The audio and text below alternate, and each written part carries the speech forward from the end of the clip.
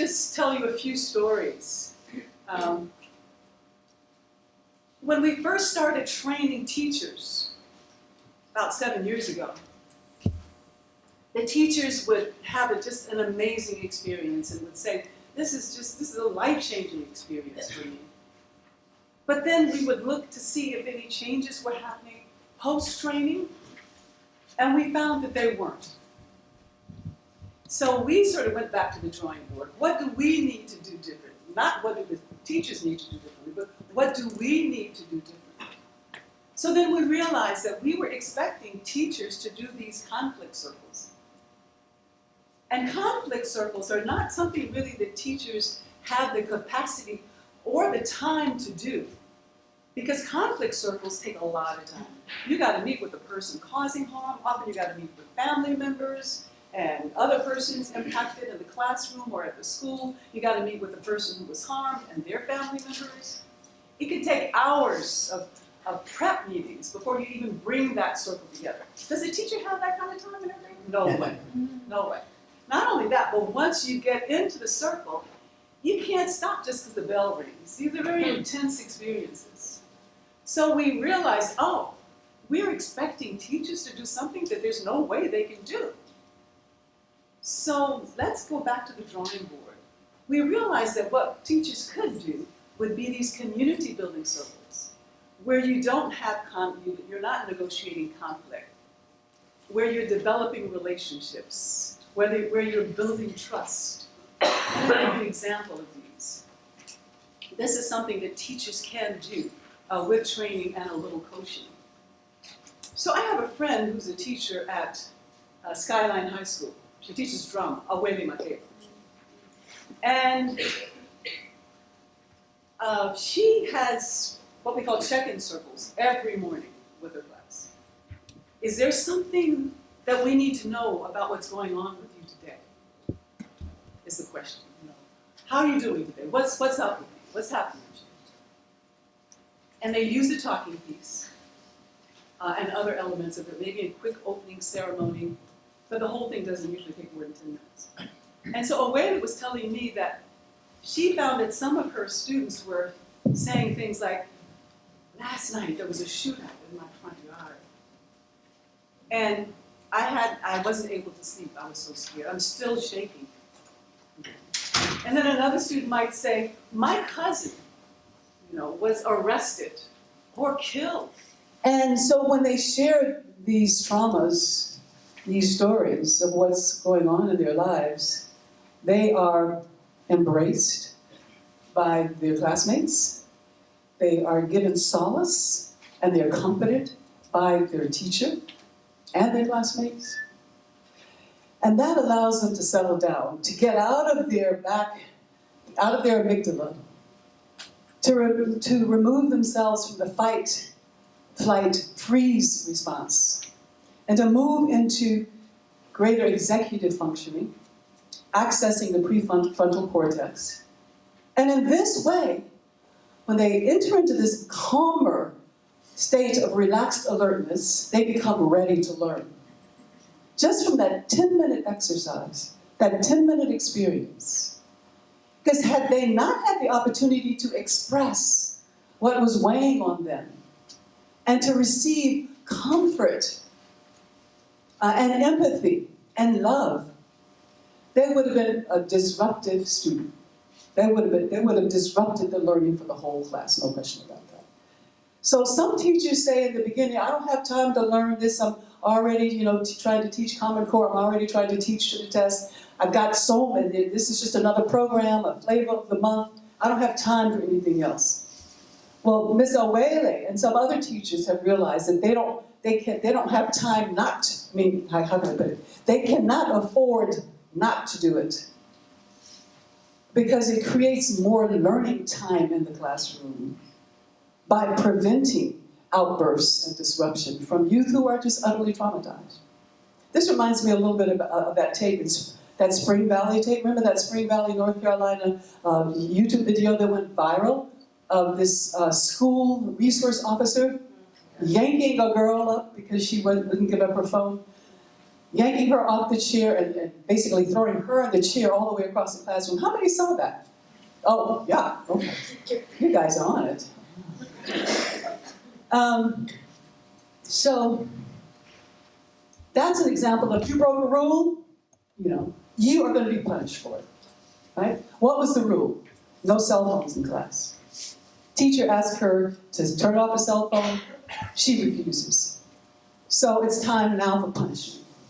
The school security officer comes in, and boy, does he punish her. Now, a restorative approach would have been very different. It would have been like the approach that Dr. Harris took with Terry. What's going on? Let's step out of the classroom for a moment. Yeah. What's going on? You would have found out, and I understand this was the story of this young woman. Well, at first they said that she had been orphaned, right? But I don't believe that that was true.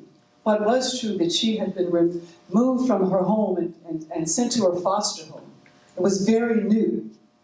So she was experiencing the trauma of loss in that moment. And holding that phone was her only connection, to the relationships that meant something to her in her life. And she wouldn't give it up. So if that school security officer had been trained in restorative justice, or even the teacher had been trained in restorative justice, you wouldn't have seen that behavior, which was just so reminiscent of the racial trauma and violence that is still with us, originating, I believe, ultimately in slavery, with the foundation of this nation.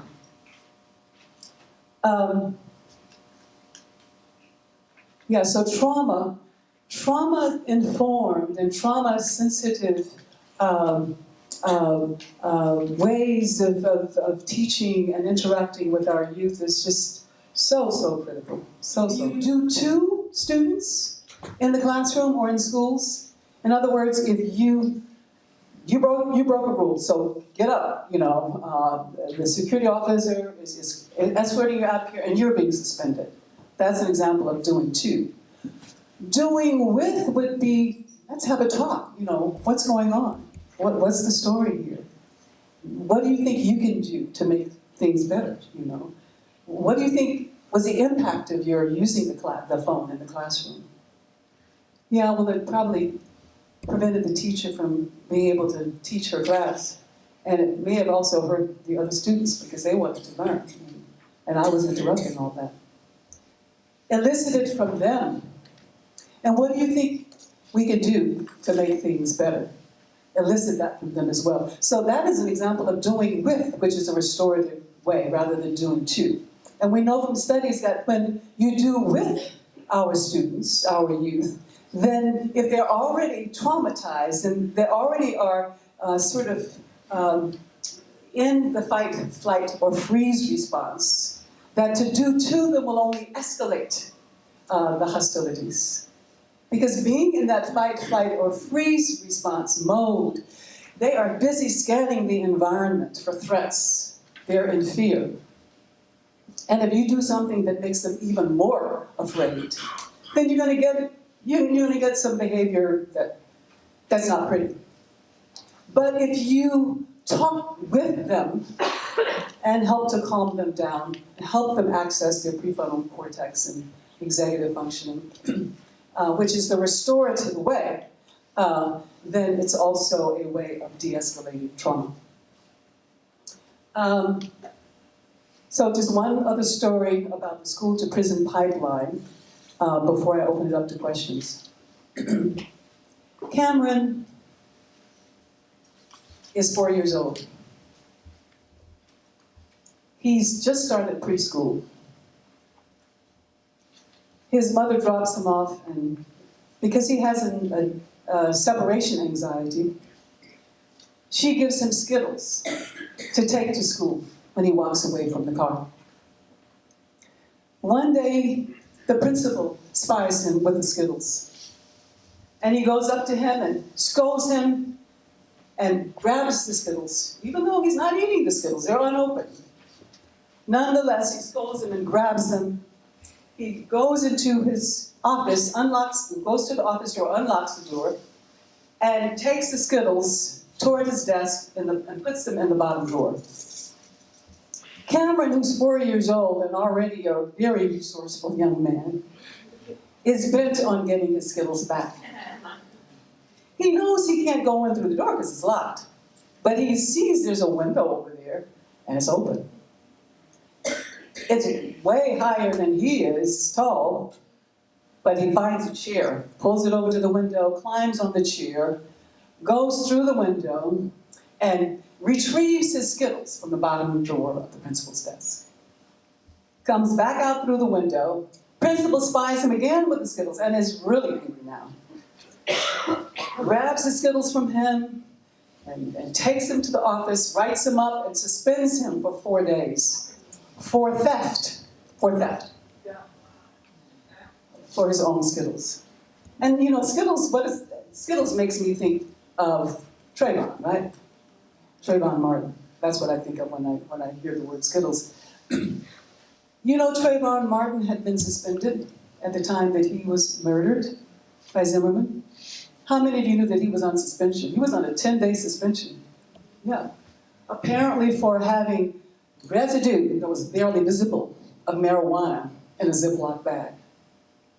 And the reason he wasn't home in Miami, the reason he was in Sanford, is because his mother worked and she did not want him without adult supervision, so she sent him to Sanford where his father lived. And that's why he was there in the first place. If he had been in school learning, this wouldn't have happened. But back to Cameron. So Cameron, that set into motion multiple suspensions and arrests. When he was an adolescent, he got into a fight in the cafeteria. They were throwing milk at one another. You know, that's what adolescents do. This was criminalized as assault. He was arrested for assault. There are cases where 6-year-olds are led out of the classroom in handcuffs. Have you seen those images? For having had a temper tantrum. Right.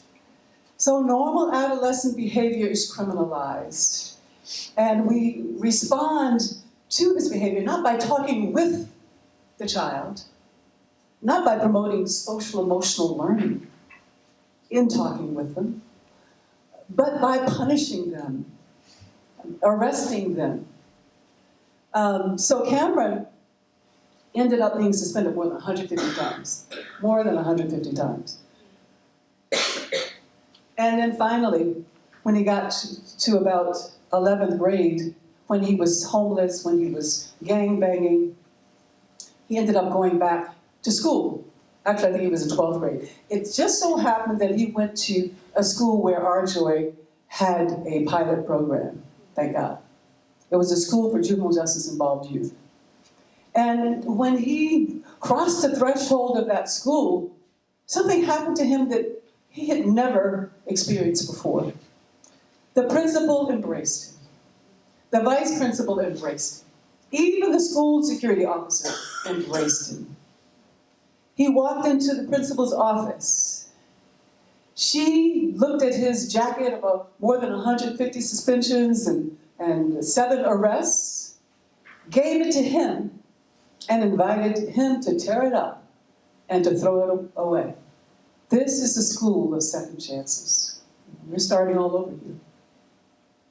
Then he was taken to the restorative justice room, where other young men who looked like him, black, sagging their pants, wearing the hoodie, were sitting in circle and sharing very deeply, sharing their feelings. He'd never seen black men share their feelings in that way, and even cry. And he became a participant, a regular participant in these circles. And felt for the first time, they see me. They see who I truly am. My voice matters, because in circle, every voice matters. Whether you are a principal or a 10-year-old, whether you are a juvenile presiding judge or a 14-year-old, we have a talking piece that's based on indigenous traditions. Almost all indigenous traditions have some form of talking piece. So whoever's holding the talking piece gets to talk with respect and from the heart, and whoever's not holding it gets to listen with respect and from the heart. So he felt heard, as so many other children do when they experience these circle processes. He felt seen, as so many other children do when they experience these circle processes. He felt a sense of belonging. This was a restorative justice school. It was a family, a community. And he graduated with a 3.7 average. Come on, he graduated with a 3.7 average, and today he is working as the Restorative Justice Youth Advocate for RJOY. And in that capacity, he travels with me all over the country to speak and like this and to do trainings. And once we were doing a training of 7 school districts in the Central Valley. Cameron. It's Cameron calling in. At a break in the training, or at a certain point in the training, he came to me and said, "Miss Davis, you see those 2 men over there in the corner? That's the principal of Stockton High and the vice principal. And they're the ones that suspended me and tried to get me expelled from the whole district." I said, "Oh, okay." I was very impressed. Cameron was very affable, not a trace of anger, of resentment. And then during the break, the 2 men actually came to him and shook his hand and acknowledged him. And of course, he had a big smile on his face. He said, "Miss Davis, that makes me feel really good. Because here I am, I'm teaching them. I'm teaching them why what they did to me was not beneficial, for me, for the school, or for the community." And so he felt, and I also had a real kind of deep satisfaction from witnessing that.